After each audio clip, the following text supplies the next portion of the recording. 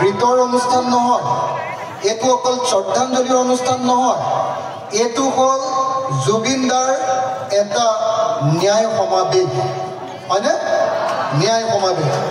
আমি ইয়াৰ পৰা অসম চৰকাৰক 3টা কথা ক'ব খুজিছোঁ। 1 নম্বৰ কথাটো হ'ল যে এতিয়া যিটো তদন্ত চলি আছে এইটোক লৈ আমি কোনোপধ্যে সন্তুষ্ট নহয়। হয়নে নহয় কথাটো হয়নে নহয়?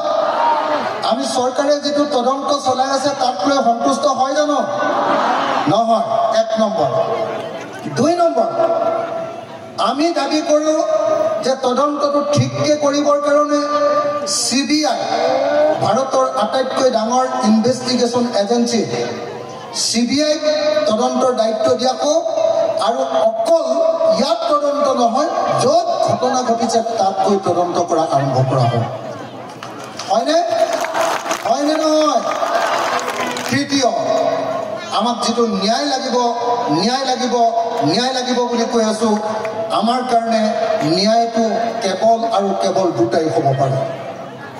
1, যদি জুবিন দাক সঁচাকৈ হত্যা কৰাটো হয় তেতিয়াহ'লে হত্যাকাৰীবিলাকৰ ফাঁচি আমাক লাগিব। লাগিবনে নহয়? লাগিবনে নহয়? আৰু যদি এইটো হত্যাকাণ্ড নহয়, মৃত্যুৰ কাৰণে যদি ঠেলি দিলে তেতিয়াহ'লে আমাক লাগিব মৃত্যুৰ বাবে ঠেলি দিয়া মানুহবিলাকৰ যাৱজ্জীৱন কাৰাদণ্ড, যাতে কোনোদিন আৰু তেওঁলোকে বাহিৰৰ পৃথিৱী চাবলৈ নাপায়। হয়নে নহয়? হয়নে নহয়? প্ৰথম যিটো মৃত্যুদণ্ড, তাৰ কাৰণে ভাৰতৰ ন্যায় সংহিতাৰ 103 নম্বৰ ধাৰাত দোষীবিলাকক দোষী সাব্যস্ত কৰিব পাৰিব লাগে। হয়নে? আৰু যদি হত্যাকাণ্ড নহয় তেতিয়াহ'লে দ্বিতীয়টো 105 নম্বৰ ধাৰা দোষীসকলক দোষী সাব্যস্ত কৰিব পাৰিব লাগিব। হয়নে? কিন্তু আমি চৰকাৰে যিটো তদন্ত কৰি আছে, এই তদন্তটোৱে আচলতে জুবিন দাক ন্যায় নিদিব বুলি সকলোৱে বুজি পাইছোঁ, আৰু সেইকাৰণে সকলোৰে অন্তৰত এতিয়া একুৰা জুই জ্বলি আছে। জ্বলি আছেনে ৰাইজ? জ্বলি আছেনে নাই? চৰকাৰক ইয়াৰ পৰাই কৈ দিছোঁ, হয় জুবিন দাক ন্যায় দিয়া, নহ'লে সমগ্ৰ অসমৰ মানুহৰ প্ৰতিবাদৰ সন্মুখীন হ'বলৈ সাজু হোৱা। হয়নে নহয়? হয়নে নহয়? চৰকাৰক আমি ইয়াৰ পৰাই কৈ দিছোঁ যে হয় জুবিন দাক প্ৰকৃত ন্যায় দিয়া, নহ'লে সকলো ৰাইজৰ প্ৰতিবাদৰ সন্মুখীন হ'বলৈ চৰকাৰ বাহাদুৰ তুমি সাজু হোৱা। হয়নে নহয়? হয়নে নহয়? যদি হয় একেলগতে জোৰকে এটা হাততালি। হয়নে? এইটো অসমৰ মুখ্যমন্ত্ৰীয়ে দেখিব লাগিব, আৰু জোৰকে হাততালি। আমাক ন্যায় লাগিবই, আমাক ন্যায় লাগিবই, আমাক ন্যায় লাগিবই। লাগিবনে? লাগিবনে? লাগিবনে?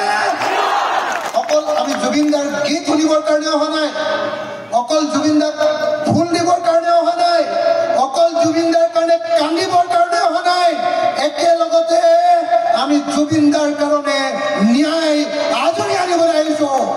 হয়নে নহয়? হয়নে নহয়? হয়নে নহয়? শিৱসাগৰৰ পৰাই এই ন্যায় আজৰি অনাৰ ন্যায় যাত্ৰা আজিৰ পৰা আৰম্ভ হৈছে। যদিহে চৰকাৰে ন্যায় নিদিয়ে, দৰকাৰ হ'লে গোটেই অসমৰ ৰাইজ ৰাজপথলৈ ওলাই আহিব লাগিব, আৰু চৰকাৰৰ পৰা আমি ন্যায় কাঢ়ি আনিব লাগিব। হয়নে নহয়? হয়নে নহয়? হয়নে নহয়? আমাৰ প্ৰিয় শিল্পীবিলাক, আজি যিসকলে আমাক প্ৰত্যেক জীৱনৰ প্ৰত্যেকটো সময়ত, দুখৰ সময়ত গান দিয়ে, সুখৰ সময়ত গীত দিয়ে, এই শিল্পীবিলাক যিসকলে ভালকে কেতিয়াবা নিজৰ জীৱনটো পৰিচালনা কৰিব নোৱাৰে, খাবলৈ ববলৈ অসুবিধা হয়, সেই শিল্পীবিলাকে অনবৰতে আমাক সুখত ৰাখে। আৰু তেওঁলোকৰ যেতিয়া বিপদ হয়, তেতিয়া যদি আমি শিল্পীসকলৰ লগত নাথাকোঁ, আমাৰ ভটিয়াত কোন ঢুকাইছিলে? ৰাজীৱ ভটিয়া। ৰাজীৱ ভটিয়াত ঢুকাওঁতে যেনেকৈ আমি সকলো উবৰি খাই পৰিছিলোঁ, এতিয়া জুবিন দা ঢুকাওঁতেও আমি সকলো উবৰি খাই কৰিছোঁ নে নাই? আৰু জুবিন দাক যেতিয়ালৈকে ন্যায় নিদিব তেতিয়ালৈকে এই চৰকাৰক বুঢ়া আঙুলি দেখুৱাই থাকিব লাগিবনে নাই? সেইকাৰণে মই আপোনালোক সকলোকে আজি ন্যায় আমাৰ যিটো সমাৱেশ এই সমাৱেশটো সামৰণি মাৰিম মায়াবিনী গানটোৰ জৰিয়তে। আন্ধাৰ পোৱাৰ লগে লগে আন্ধাৰ কৰিবলৈ লোৱাৰ লগে লগে একেলগতে সকলোৱে মায়াবিনী গাম। আমাৰ সকলো শিল্পী বিশিষ্ট শিল্পীসকলে আমাক নেতৃত্ব দিব আৰু আমি সকলোৱে তলত গীত গাম। কোনেও ওলাই নাযাব, কোনেও আঁতৰি নাযাব, কোনেও কথা পাতি নাথাকিব। বহুত ধুনীয়া ধুনীয়া শিল্পীৰ ধুনীয়া ধুনীয়া গীত আমাৰ মাজলৈ আহি আছে। মই সকলোকে শান্তি শৃংখলা ৰক্ষা কৰি সুন্দৰ পৰিৱেশত জুবিন দাক স্মৰণ কৰিবৰ কাৰণে আহ্বান জনাইছোঁ।